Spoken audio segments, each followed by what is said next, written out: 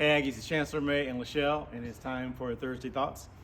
Before we get started with the questions, I want to remind you that midterm elections are coming up, so it's really important that we practice our right to vote. In fact, I don't know if you know this, Lachelle, but in 2020, UC Davis increased our student voting rate from 43% to 75%, which is amazing. I didn't know that. You didn't know that? No, I didn't. So if you're ever on Jeopardy, remember that. Let's keep increasing that number. The online voter registration deadline is October 24th, so make sure you get that taken care of. And one last thing before we get on to the questions. As of April of this year, we have a permanent ballot box located outside the northeast corner of Hunt Hall, opposite the MU bus terminal, so you can drop off your ballot there to cast your vote. How about that? That's right. Anyway, let's get on to your questions. Do you want to go first? Yes. Oh, well, this is exciting news that happened this past weekend. Yep. Can you tell us more about this $50 million donation?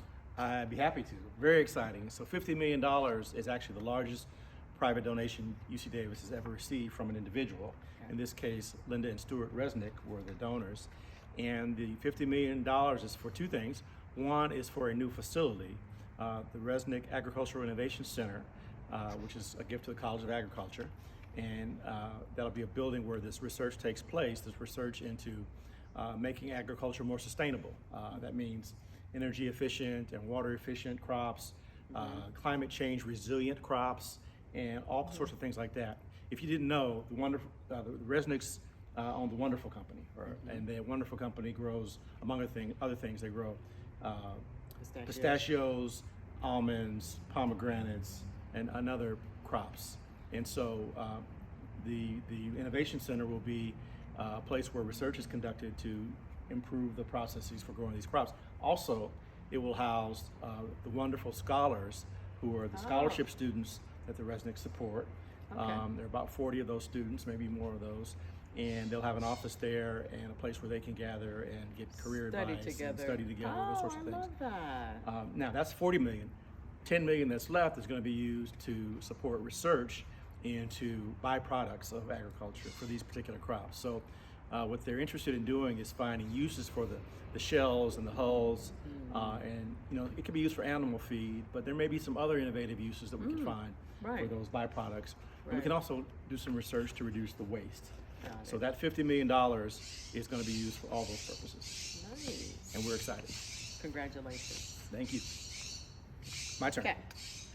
Why is it so hard to make friends in college? Oh, I don't know that. Did you I actually thought it would be easier to make friends in college. Was it hard for you to make friends? No. You didn't go out. You just slept. You just studied and slept. That's true. I made friends through NSBE, the National Society of Black Engineers, and SWE, and the dining hall. So there you go. One way to make friends is to join an organization, right? Right.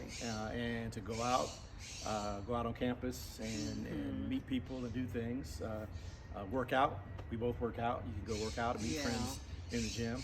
But the main thing is just kind of just put yourself out there and be willing to be, somewhat vulnerable and reach out to other people. Right. It shouldn't be hard. I think there are many people. You're here with 30,000 people that are all basically your age and have similar interests and backgrounds, and you can join clubs. You can go out on campus in different places, and you should be able to make some friends. Unless you're really shy. Yeah. That's hard too.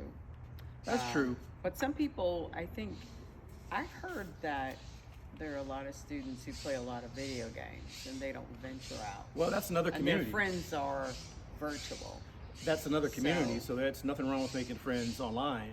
But I think you need to go out. I was going to say, I hope at some point you actually go try to Right. meet them and hang out and try to do some things. But certainly the first contact could be online. Yeah. Or if you're bored any Saturday, you can come visit us at the football stadium in the box. Any Saturday where there's a football game. You're right. There are a lot of people at the football games too. A lot of students come to football games. That's fun. For sure. What's your favorite weekend activity? Probably football. I know that for sure. You love football. Football, both college and professional football, Yes. watching those is fun. But I don't know if that's my favorite activity. I do enjoy it. Oh. I like to go get my comic books on the weekends and read those comic books if I have some time. We try to go out to dinner Yeah. every Saturday Yeah. or Sunday. That's enjoyable. What else? Yeah. What do you like to do? I think my highlight of the weekend is doing my New York Times Sunday puzzle in front of a Dateline episode, the two in parallel. That Dateline got you paranoid. It's got you thinking everybody is trying to commit a crime. They're not straight from the headlines, it's real life. Straight, yeah, well, Yes. I told you every week the husband did it. Okay, yes. Next On question. to the next question. Why is the COVID bivalent booster mandated? That's a great question. So I think it's important to recognize that during the whole pandemic, every time we sort of let our guard down, got relaxed, the virus ramped up.